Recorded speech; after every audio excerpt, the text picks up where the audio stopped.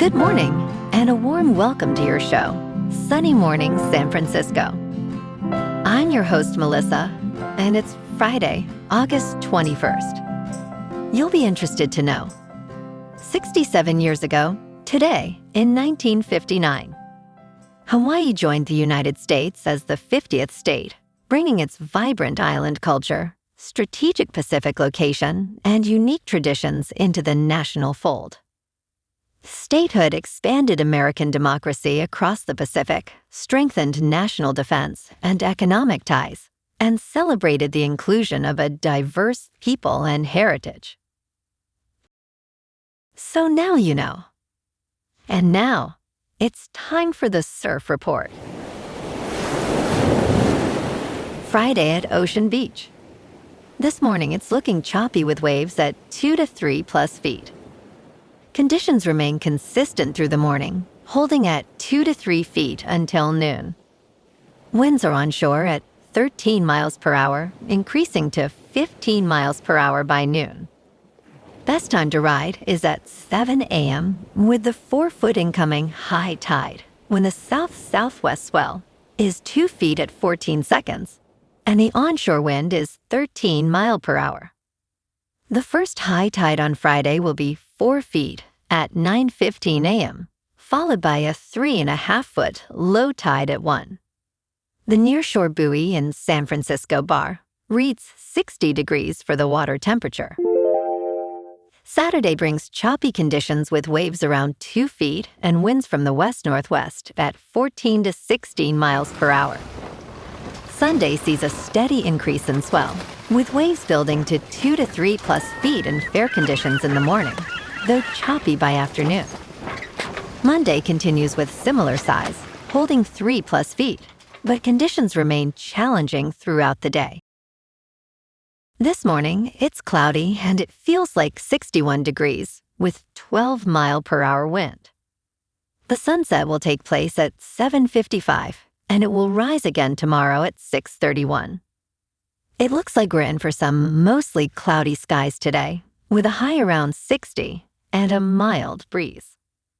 Tonight, expect continued mostly cloudy conditions, with a low of 56 and light winds picking up a bit. Looking ahead in the weather. Saturday will be partly sunny with a high near 62 and a west-northwest wind of 12 to 15 miles per hour, gusting as high as 20.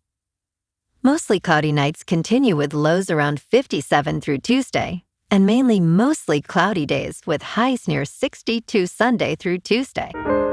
Bonjour, food enthusiasts. This podcast is brought to you by Versailles Cafe and Pastries in Encinitas.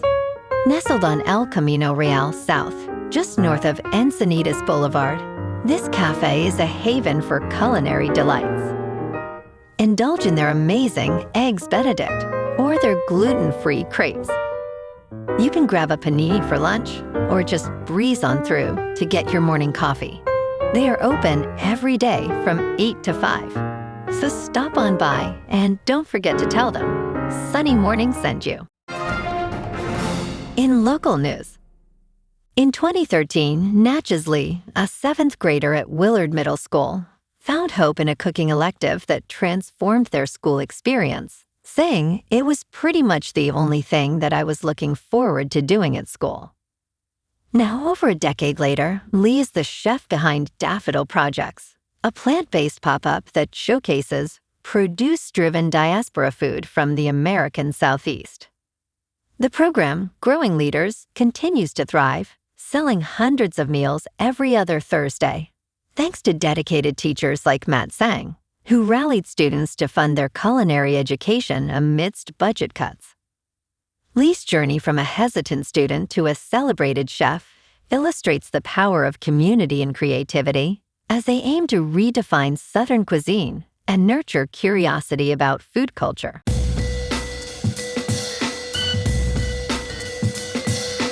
Now on to sports. Jacob deGrom reached 2,000 career strikeouts in the second fewest games and innings pitched in Major League history, when the Texas Rangers right-hander fanned the first two batters among his 10 strikeouts in a 2-0 win over the Washington Nationals on Thursday night. DeGrom received a standing ovation and acknowledged the applause by tapping his cap over his heart. The two-time Cy Young Award winner described the achievement as cool, but noted he will not reflect on it until his career ends. At 38, DeGrom is the 9th active player and 94th all-time to reach this milestone. In local sports, the Giants dropped the finale in Cleveland yesterday, 5-2, as Landon Roop took the loss and Willie Adames' solo homer wasn't enough. San Francisco has now lost 7 of 10, sitting at 52-75. No time to sulk. They're at Fenway this afternoon, 4:10 first pitch, opening a 3-game set with the Red Sox. Logan Webb takes the ball against Sonny Gray as the Giants try to right the ship in Boston. On the gridiron, the Niners throttled the Chargers 41-17 on the road at SoFi Stadium in preseason action. Sincere McCormick punching one in on the ground while the defense held Lay in check. Roster moves are piling up, too. Patrick Taylor Jr. lands on injured reserve, Khalil Herbert steps in, and Christian McCaffrey sits tonight as final cuts approach. Meanwhile, Golden State has its opener set. October 21st on the road against the Lakers, a rematch of last year's curtain raiser, with Steph and Draymond leading a roster the Warriors chose not to overhaul this summer. In top news, Chinese military drone deliveries of cash and gold have sparked an online frenzy. During a military drill, soldiers counted new Taiwan dollar notes alongside United States dollar bills and solid gold bars. This operation, reported by Chinese state media, was described as a wartime financial support drill simulating a Taiwan operation. The People's Liberation Army Eastern Theater Command oversaw this exercise, which may indicate planning for civilian payments. Analysts noted the inclusion of new Taiwan dollars suggests a strategy for potential transactions with local residents. The authenticity of the cash and gold remains unclear, raising questions about military financial planning. In business news, artificial intelligence is starting to weigh on labor markets across major developed economies, with effects varying across industries and seniority levels, according to Goldman Sachs. Industries with greater exposure to AI automation have generally seen slower job openings growth since the second half of 2022, particularly in Germany, Australia, and the United States. Employment in information and communication services has slowed across nearly all major developed economies since 2022. Goldman reported that employment in call centers is now significantly below trend in the United States, Canada, and Germany. AI-related hiring pressures are clearly visible globally, but remain limited to specific industries and workers. In crypto movement, Bitcoin is up 19.5% for the week to just over $75,000. Ethereum is up 25.5% to about $2,000. And XRP is up 31% to $1.29. Moving on to a more local vibe. In our community spotlight on health and wellness, we are working with a national Pilates studio to bring you some free classes, so listen up. Check out Club Pilates, with several locations in the San Diego area.